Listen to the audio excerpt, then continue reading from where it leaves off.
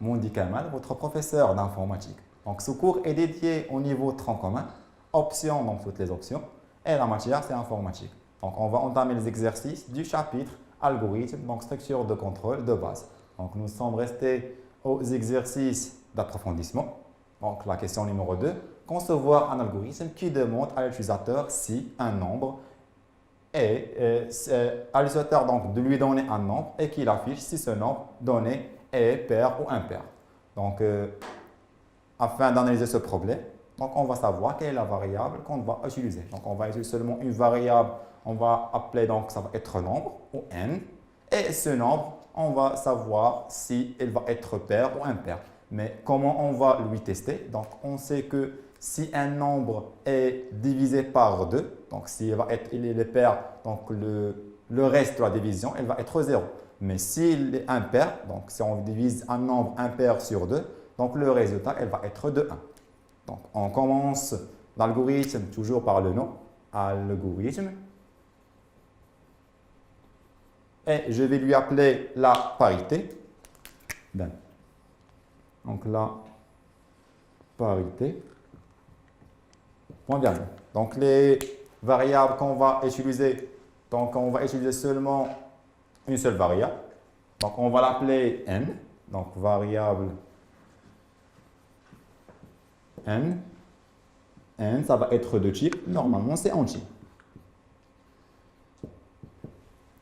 On va commencer l'algorithme, le corps de l'algorithme par début. La variable n, on doit la remplir. Donc, afin de remplir une variable, donc on va lui afficher un message avec l'instruction écrire. Où on va donner, par exemple, donner un nombre.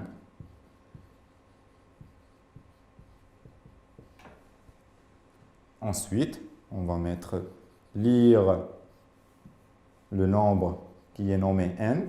Et maintenant, on va tester. Donc, la condition, c'est si quoi? Si n division, c'est la division entière. Donc, le reste, ça va être, on l'appelle, c'est le modulo. Donc, on note, c'est M, O, D. M, O, D de 2. Donc, là, n divisé par 2, le reste, est-ce qu'il est égal à 0? Si oui, alors, je vais afficher un message que je vais écrire. Ce nombre est pair. Et point virgule à la fin. Mais sinon, si cette condition est fausse, donc sinon, il va être normalement impair. Donc ce nombre est pair et là on va mettre écrire ce nombre est impair. Voilà. On termine donc une structure par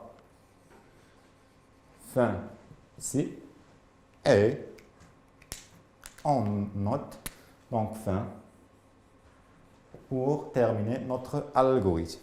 Donc en passant à le troisième exercice toujours. Donc on se voit un algorithme qui permet de saisir un nombre de 1 à 3. Si le nombre égale à 1, donc afficher jouer au basketball. Si le nombre égale à 2, donc afficher jouer au football. Si le nombre égale à 3, donc afficher jouer au handball. Sinon, si on va voir un nombre différent de 1, 2, 3, 4, 5, 6, donc différent de ces trois nombres, on va entrer soit on va entrer qu'il aura donc un message d'erreur. Donc voilà, il affiche un message d'erreur. Donc en commençant l'algorithme, on commence toujours par algorithme, donc je ne vais pas effacer cette partie.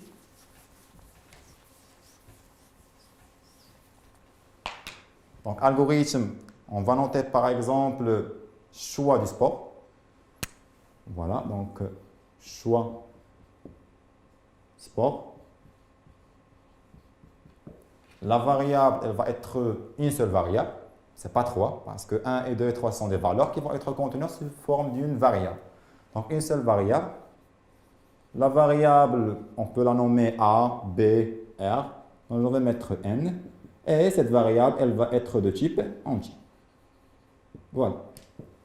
Ensuite, début. Toujours cette variable, on va la remplir. Donc, à partir de l'instruction écrire, afin d'afficher un message. Donc, entrer une valeur entre 1 et 3.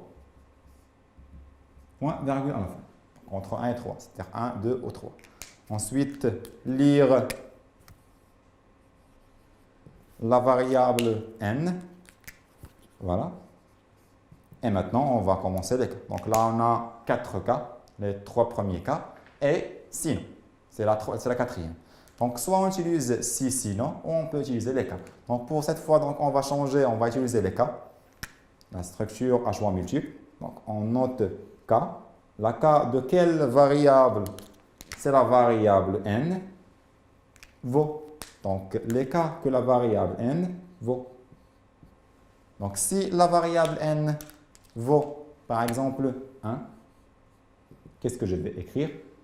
Par exemple, je vais lui afficher jouer au basketball.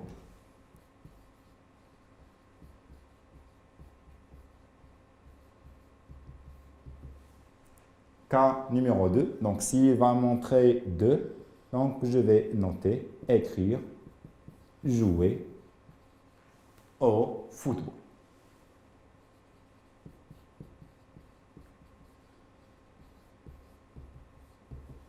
Mais s'il entre par exemple une valeur de 3, je vais afficher l'instruction, donc jouer au handball. Sinon, s'il va avoir d'autres valeurs que 1, 2 et 3, voilà, donc sinon, qu'est-ce que je vais lui afficher? Donc, un message d'erreur, un message ou donc écrire. Donc, vous devez entrer une valeur. Donc, je vais continuer là-dedans. Donc, une valeur entre 1 et 3. Voilà, j'ai terminé. Donc, on termine donc le bloc de fin de cas. Donc, voilà, fin cas et le fin de début. Voilà. Donc, il nous reste le dernier exercice. Il va être sous forme de problème. Ton petit frère a des difficultés avec les 4 opérations arithmétiques. Les opérateurs plus, moins, l'étoile et la division.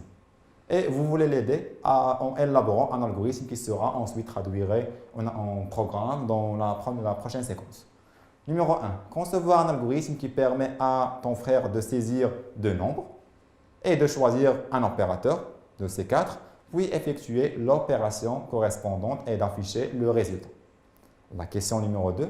Si ton frère a entré à la deuxième variable la valeur 0 et a choisi l'opération de division, il aura donc une erreur. Donc, pour ne pas tomber sur des erreurs, ajoutez un bloc d'instructions qui remédie cette erreur.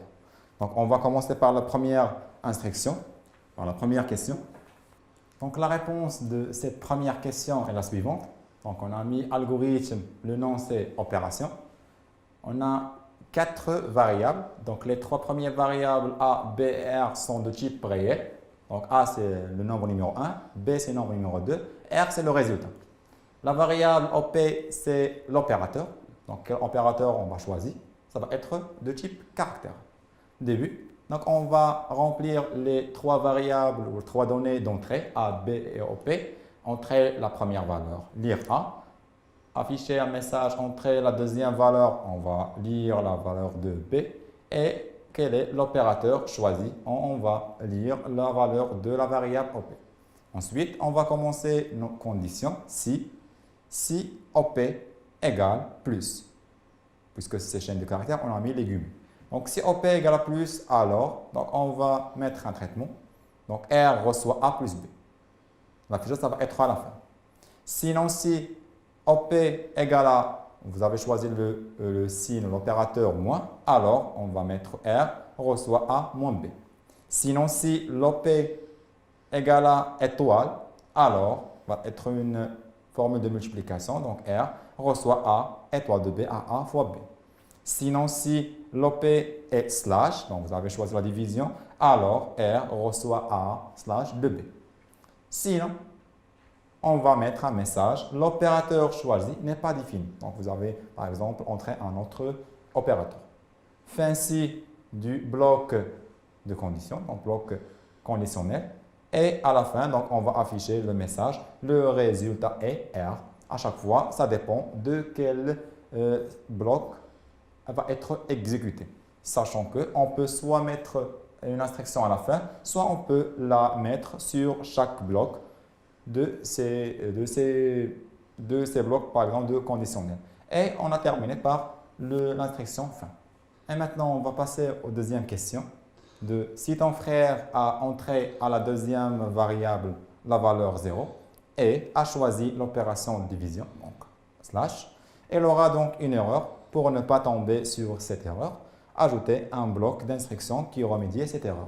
Sachant que si A a entré par exemple 5, mais B, le dénominateur a 0, donc on va avoir un message d'erreur. Donc, notre programme était le même, seulement on va changer ces deux lignes, on va les effacer, on va les échanger par ce bloc-là. Donc là, on va mettre comme si on va mettre un bloc de conditions sous un autre bloc de conditions. Faites attention. On est toujours sur ce bloc de conditions et on va ajouter un autre. Donc, sinon si, j'ai répété la même instruction, sinon si OP est slash, vous avez choisi l'opérateur slash, alors je vais mettre une autre condition. Si B est différent de 0, il doit être différent de 0 afin que je puisse calculer. Donc, si B est différent de 0, alors je vais calculer R reçoit A sur B. Mais sinon, si le B est égal à 0, donc nous avons mis par exemple sinon, écrire la deuxième variable, donc le dénominateur, doit être différent de 0 et fin ci. Donc celui-là, c'est un bloc de conditions sous un autre bloc de conditions qui est le global, soit un autre bloc d'instruction. Et quand on termine de cette instruction, donc on continue, sinon, donc erreur, ainsi de suite, jusqu'à la fin du programme. Donc, ravi d'être avec vous pour vous expliquer un cours. À la prochaine.